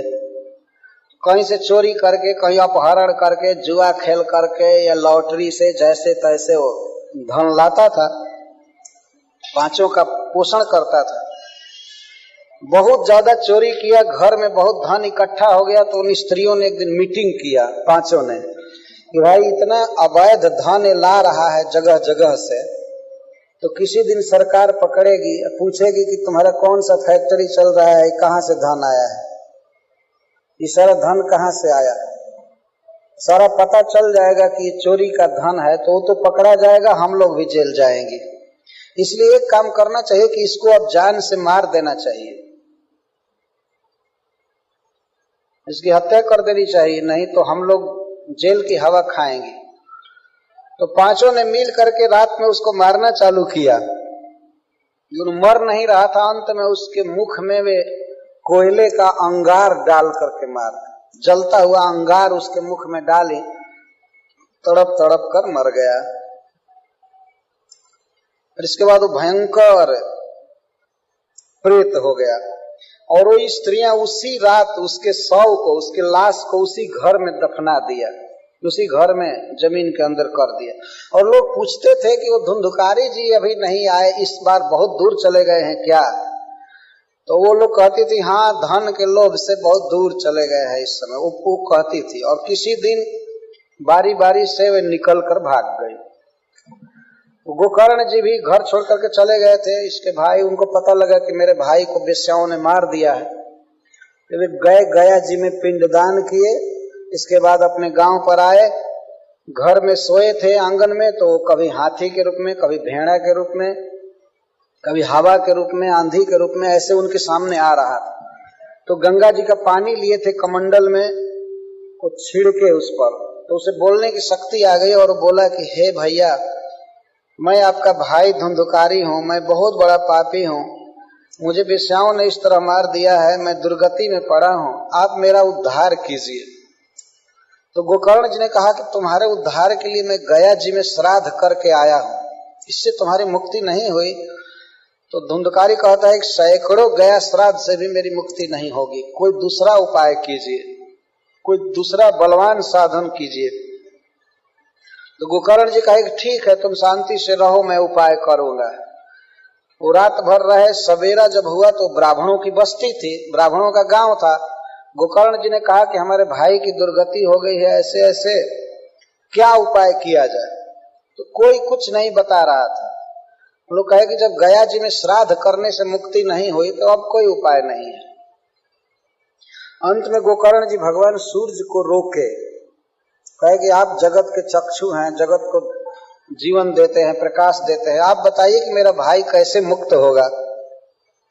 तो सूर्य भगवान ने कहा कि आप इसके लिए श्रीमद् भागवत का सप्ताह वाचन कीजिए, श्रीमद् भागवत की कथा कहिए, आपका भाई सुनेगा तो मुक्त हो जाएगा, इसमें संदेह नहीं है। तो गोकर्ण जी भागवत सप्ताह रखे और ये भावना किए, जैसे हम लोग संकल्प ले रहे थे भागवत सुनने का, तो उन्होंने भाई की ओर से संकल्प किया कि हमारा भाई सुने। तो उस धुंधुकारी के लिए कोई स्थान नहीं था, वहां एक सूखा बांस था, पोल गाड़ा गया था, तो उसी बांस में वो आकर के बैठ गया और सुनने लगा। प्रथम दिन कथा जब पूरी हुई तो बांस का एक पर्व फटा।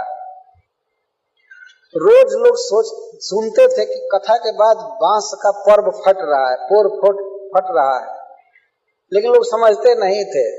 अब में 7वें दिन जब 7वां पर्व फटा तो धुंधुकारी पार्षद रूप में प्रकट हुआ, भगवान विष्णु के पार्षद के रूप में। इस पाप ही केवल नहीं गए बल्कि उस संसार से मुक्त हुआ, भगवान का साक्षात पार्षद बना। और हाथ जोड़ करके वो धुंधुकारी गोकर्ण जी से कहा कि धन्य है भागवत की वार्ता, केवल 7 दिन भागवत सुनने से मेरे सारे पाप नष्ट हो गए और मैं भगवान के धाम में जाने का अधिकारी हो गया। यह प्रत्यक्ष इतिहास है, वास्तव में यह सच्ची घटना है। तो भागवत की महिमा स्वयं ही धुंधुकारी अपने मुख से कहा कि धन्य है भागवत की वार्ता, और उसने उपदेश भी किया। इस शरीर को हम अजर अमर नहीं रख सकते हैं। प्रातः जत संस्कृतम चानम सायं तच्च विनश्यति। देखते हैं सवेरे जो अन्न बनाया जाता है वो शाम को बासी हो जाता है, तो उसी अन्न से बना हुआ शरीर कैसे अजर अमर हो सकता है? जो अन्न या फल स्वयं ही सड़ जाता है उसको खा करके हम शरीर को अजर अमर बना नहीं सकते।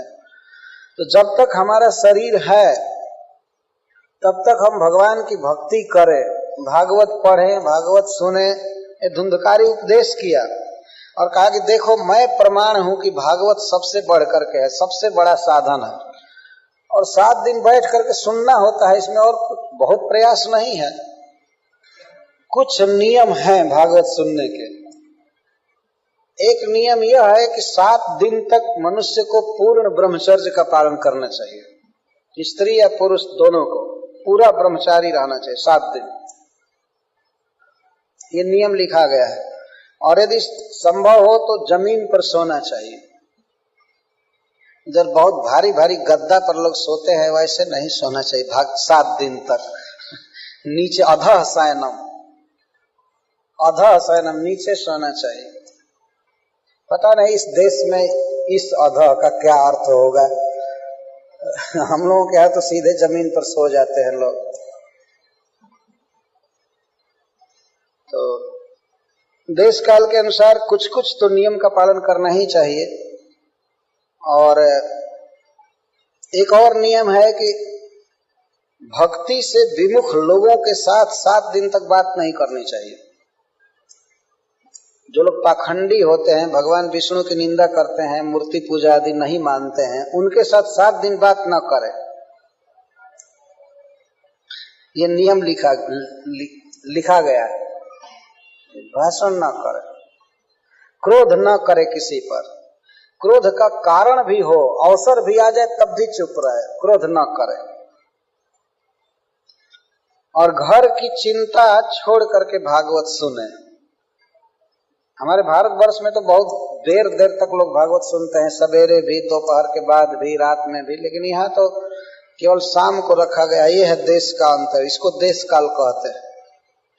लेकिन कम से कम अपने काम धंधा से छुट्टी पाने के बाद शाम को 2 घंटे तक भागवत सुने, भगवान उससे ही प्रसन्न हो जाएंगे। इस प्रकार इसके कुछ नियम हैं। तो हम लोग अपेक्षा करते हैं कि श्रोताओं को जरूर यथाशक्ति नियमों का पालन करना चाहिए। जब तक ये शरीर है, इसी शरीर से धर्म करना है, कर्म करना है, नियम पालन करना है। अगर ये शरीर चला जाएगा तो फिर नियम पालन का भी कोई प्रश्न नहीं रहेगा। दूसरे जीव कोई नियम पालन नहीं करते हैं, ऊपर का बनाया हुआ नियम पालन नहीं करते। जैसे कुकुर है, कुकुर मतलब डॉग,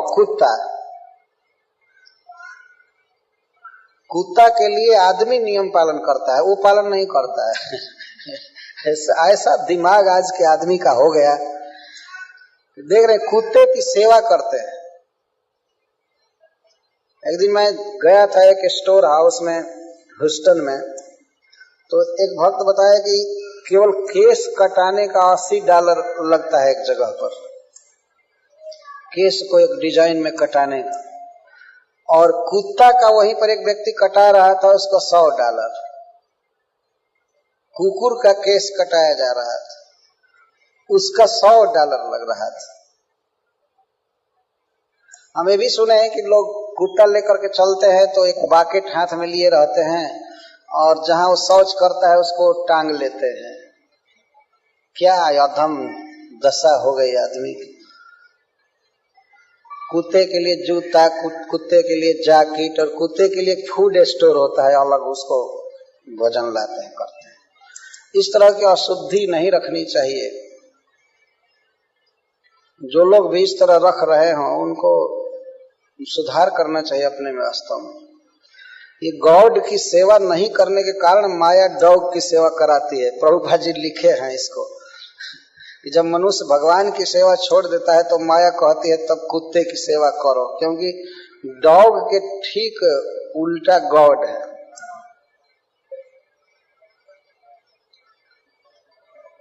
गॉड की सेवा करे, शाम सुबह उनकी आरती करनी चाहिए, प्रणाम करना चाहिए भगवान को, घर में चित्र रख करके। आजकल तो घरों में लोग कुत्ते बिल्ली यही सब दुकान से खरीद करके रख देते हैं सब जगह। बड़ा विकट युग आ गया है। रखना ही है तो हाथी रखना चाहिए, घोड़ा रखना चाहिए, मतलब वो डॉल जो बनाया हुआ मिलता है, खिलौना, हाथी, घोड़ा, गाय। लेकिन अधिकांश लोग इधर कुकुर रखते हैं, बिल्ली रखते हैं, और पश्चिम के लोगों के साथ में पढ़ करके भारत के लोग भी उसी में बहते जा रहे हैं, वो भी बहते जा रहे हैं। इस तरह का अपने में सुधार होना चाहिए। तो मैं भागवत के नियमों की बात कर रहा था, तो 7 दिन कम से कम कुकुर नहीं छूना चाहिए, जिनके पास होगा वो भी न छुए, ये नियम है। और खास करके ब्रह्मचर्य का पालन करें, समय पर आ जाए। कथा प्रतिदिन 6:30 से होगी, 6:30 से 8:30 तक। और मैं तो कभी भी टाइम एक्सीड नहीं करता हूँ, मुझे जो समय दिया जाता है मैं समय से ज्यादा कथा नहीं कहता लेकिन समय पर आ जाना चाहिए, यही हमारी प्रार्थना है। कल से हम लोग भागवत की कथा प्रारंभ करेंगे। तो आज मैं महात्म्य सुनाया, महात्म्य सुनने पर लोगों की श्रद्धा बढ़ती है। हम लोगों का प्रयास है कि लोगों को सही वस्तु मिले। हमें तो कोई गुण नहीं है, लेकिन फिर भी प्रभुपाद जी की आज्ञा से भागवत कहते रहते हैं, लोग आयोजन करते हैं। और ये हमारे गुरु महाराज श्रील प्रभुपाद जी का सेंटेनियल ईयर चल रहा है, तो उस उपलक्ष्य में भी हम लोग ये भागवत सप्ताह रखे हैं। तो आप अपने बंधु बांधवों को लाइए, और भी अधिक से अधिक संख्या में, यही प्रार्थना है। हरे कृष्ण।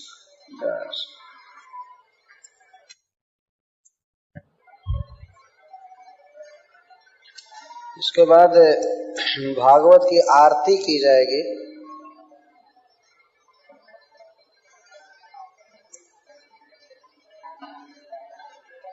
सब लोग खड़े हो जाएंगे अपने अपने स्थान पर जब आरती होगी। तो इनका एक प्रश्न है कि 7वें स्कंद में लिखा गया है कि कुत्ता, बिल्ली, कीट, पतंग सबको अपने पुत्र के समान मानना चाहिए। तो उसमें सर्प का भी नाम आया है, उसमें सर्प भी है। तो पुत्र के समान मानने का मतलब यह है कि सबने भगवान को देख करके सबका सम्मान करे, लेकिन व्यवहार एक समान नहीं किया जा सकता है। व्यवहार भिन्न भिन्न होगा, सांप के साथ व्यवहार दूसरा होगा। ऐसा नहीं कि हम उसको पुत्र मान करके और अपने गोद में उठा ले सांप को यदि गोद में उठाएंगे तो मर जाना पड़ेगा। तो कुत्ते के साथ हम प्रेम करें, लेकिन उस प्रेम का मतलब ये नहीं होता है कि हम उसको छुएं या उसकी टट्टी बाल्टी में लेकर के ढोए, यह अर्थ नहीं होता है। आरती अति पावन पुराण की,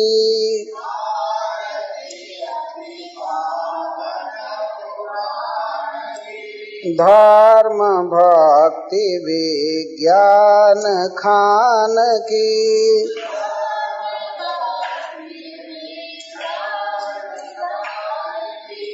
महापुराण भागवत निर्मल। आरती बदल बदल करके और लोग भी कर सकते हैं बारी बारी से। सुख मुख विगलित निगम कल्प फल।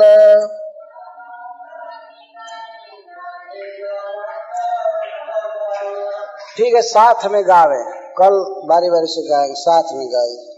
परमानंद सुधारसमय कल लीला रति रस रस निधान की आरती अति पावन पुराण की।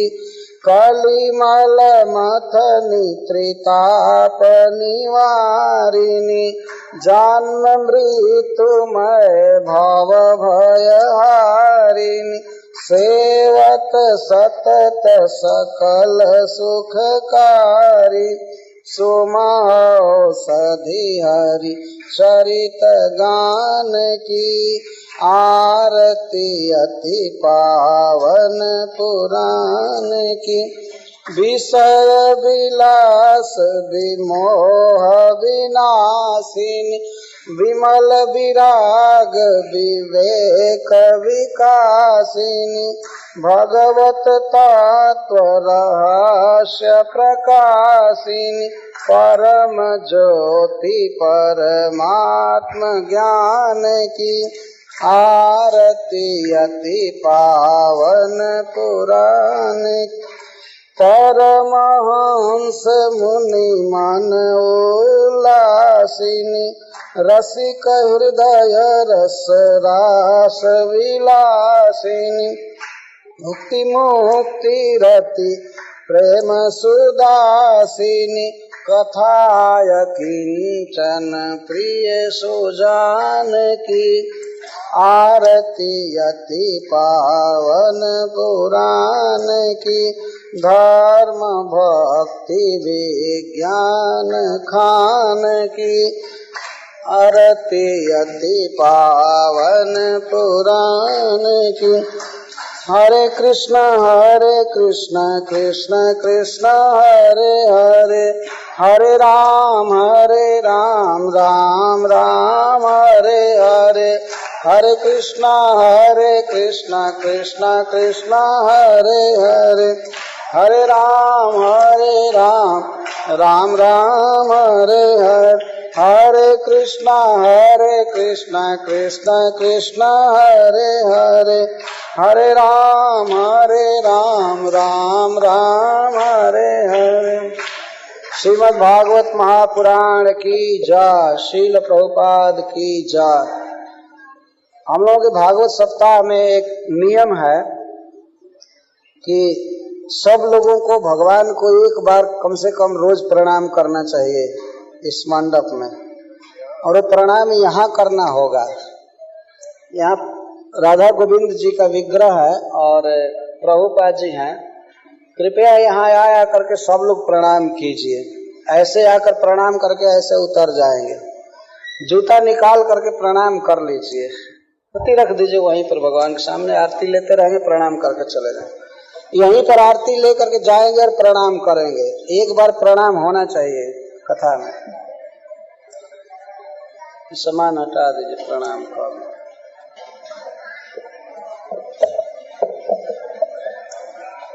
जमीन पर माथा दे करके प्रणाम करना। हाँ जी, जय राधा। और वहाँ प्रसाद दे। प्रसाद कहाँ देंगे? हाँ, और इसके बाद प्रणाम करने के बाद फिर प्रसाद। ओम भगवते वासुदेवाय। ओम नमो भगवते वासुदेवाय। ओम नमो भगवते वासुदेवाय।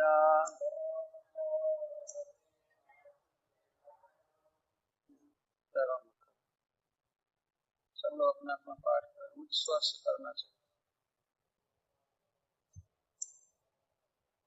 मैत्रे उवाच एवं निशम्य कपिलस्य वचो जनित्री साकर्दमस्य दयिता किल देवहूतिः विश्वस्तमोहपटला तमभिप्रणम्य तुष्टावतत्त्वविषयाङ्कितसिद्धभूमिम्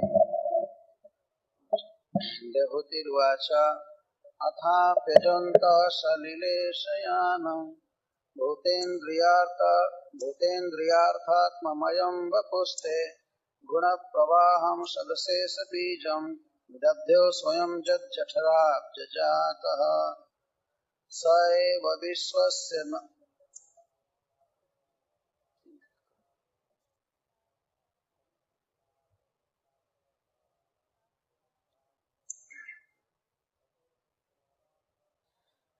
एव विश्वस्य भवान् विधत्ते गुणप्रवाहेण विभक्तवीर्यः सर्गाद्यमीहो वितथाभिसन्धिरात्मन् आत्मेश्वरो तर्कसहस्रशक्तिः सत्वं ततो मे जठरेण नाथ कथं नुजस्योदर एतदासीत् विश्वं जुगान्ते पटपत्रे कहसेते स्म माया शिशुरङ्घ्रिपानः त्वं देहतन्त्र प्रशमाय पाप्मनां निदेशभाजां च विभो विभूतये यथावतारास्तव तथायमप्यात्मपथोपलब्धये जन्नामधेय श्रवणानुकीर्तनाब्जप्रहवणाब्ज स्मरणादपि क्वचित् स्वादोऽपि सद्यः सवनाय कल्पते कुतः पुनस्ते भगवन्नुदर्शनात् अहो बत स्वपचोतो गरीयान् जिह्वाग्रे वर्तते नाम तुभ्यम् ते पुस्तपस्ते जुहुसस्नुरार्जा ब्रह्मानुचूर्णां गृह्णन्ति ये ते तं त्वामहं ब्रह्म परं पुमांसं प्रत्यक्षतस्यात्मनिसंविभाव्यं स्वतेजसा ध्वस्तगुणप्रवाहं वन्दे विष्णुं कपिलं वेदगर्भम् मैत्रेय उवाच ईडितो भगवानेवं कपिलाख्यः परः पुमान् वाचा विक्लो यत्याह मातृवत्सलः कपिल उवाच मार्गेणानेन मातस्ते सुसेव्यनोदितेन मे आस्थितेन परां काष्ठामचिरादवरोत्स्यसि श्रद्धत्स्वैतन्मतं मह्यं जुष्टं जद्ब्रह्मवादिभिः चेन मामभयं जाय मृत्युरिच्छां तदद्विदः मैत्रेय उवाच इति प्रदर्श भगवान् सतीं तामात्मनो गतिं स्वमात्रा ब्रह्मवादिन्या कपिलोऽनुमतो ययौ सा चापि तनयोक्तेन योगादेशेन योगयुक् तस्मिन् आश्रममापीडे सरस्वत्याः समाहिता अभीक्ष्णावगाः कपिशान् जटिलान् कुटिलालकान् आत्मानं चोग्रतपसा बिभ्रति चीर्णां कृशम् प्रजापते कर्दमस्य तपोजोग विजृम्भितं स्वगारहस्तामनौपम्यं प्रार्थं वैमानिकैरपि पयः फेन निभा सज्जा दान्ता रुक्मपरिच्छदः आसनानि च हैमानि सुस्पर्शास्तरणानि च स्वच्छ स्फटिककुड्येषु महामारकतेषु च रत्नप्रदीप आभान्ति ललना रत्नसंयुतः गृहोद्यानं कुस्मितं रम्यं भवमरद्रुमहे कुजद्विहङ्गमिथुनं गायन् मत्तमधुव्रतं यत्र प्रविष्टमात्मानं विबुधानुचरा जगुः वाप्यामुत्पलगन्धिन्यां कर्दमेनोपलालितम् हित्वा तदीप्सिततमम् आप्याखण्डलजोषितं किञ्चिच्चकारबध्नं पुत्रविश्लेषणातुरा वनं प्रव्रजिते पुत्यौ अपत्यविरहातुरा ज्ञाततत्त्वाप्यभूद्भुष्टिन्नष्टे गौरिव वत्सला तमेव ध्यायति देवम् अपत्यं कपिलं हरिं बभूवाचिरतो वत्स निःस्पृहा तादृशे गृहे ध्यायति भगवद्रूपं जदाह ध्यानगोचरं सुतं प्रसन्नवदनं समस्तव्यस्तचिन्तया जदाह ध्यानगोचरं सुतः प्रसन्नवदनं समस्तव्यस्तचिन्तया भक्तिप्रवाहयोगेन वैराग्येण बलीयसा युक्तानुष्ठानजातेन ज्ञानेन ब्रह्महेतुना विशुद्धेन तदात्मानम् आत्मना विशतो मुखं स्वानुभूत्वा तिरोभूतमात्माया गुणविशेषणम् ब्रह्माण्यवस्थितमतिर्भगवतात्मसंश्रये निवृत्तजीवापत्तित्वात् क्षीणक्लेशात्मनिर्वृत्तिः नित्यारूढसमाधित्वात् परावृत्तगुणभ्रमा न स्मार्तदात्मानं स्वप्ने दृष्टिमिवत्थितः तद्देह परतः पोषोऽप्यकृशश्चाप्यसम्भवात् बभौ मलैरवच्छन्न सधूमैव पावकः स्वांगम तपोयोगमय मुक्त केशम गतांबरम दैव गुप्तम न बुबुधे वासुदेव प्रविष्टधि एवं सा कपिलोक्तेन मार्गेण चेतः परम आत्मानं ब्रह्म निर्वाणं भगवन्तम् अवापः तद्विरासित पुण्यतमं क्षेत्रं त्रैलोक्य विश्रुतं नामना सिद्ध पदम यत्र शासन सिद्धिमुपेयुषि तस्याश्चोग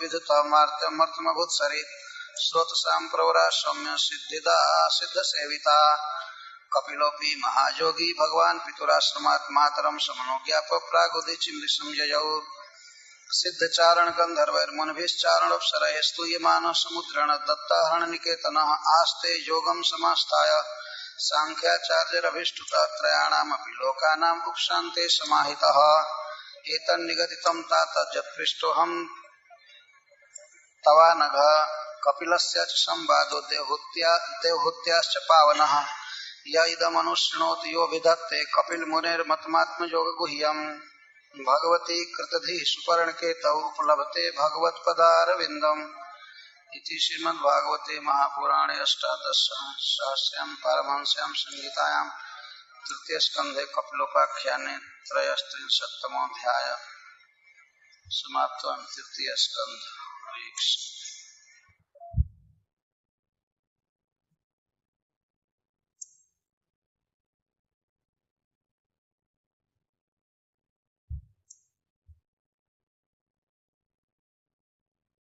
अंतर्राष्ट्रीय कृष्ण भावनामृत संघ के संस्थापक और आचार्य श्रीला भक्तिवेदांत स्वामी प्रभुपाद की जन्म शताब्दी महामहोत्सव पर नामानंद विश्व संकीर्तन समाज ने फॉरेस्ट हिल्स न्यूयॉर्क में 1996 में 5 अगस्त से 11 अगस्त तक श्रीमद् भागवत कथा का आयोजन किया। श्रीला प्रभुपाद के प्रिय शिष्य वेद विद्वान सनातन धर्म के प्रचारक और वृंदावनवासी परम पूज्य श्रीमद् राधा गोविंद गोस्वामी महाराज ये कथा के वक्ता है।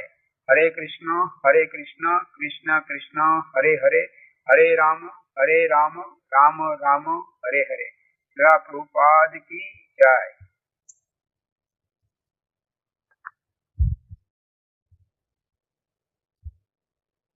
मैं यह कार्य करूंगा, मैं भागवत सुनूंगा, तो यहाँ हम लोग संकल्प करेंगे।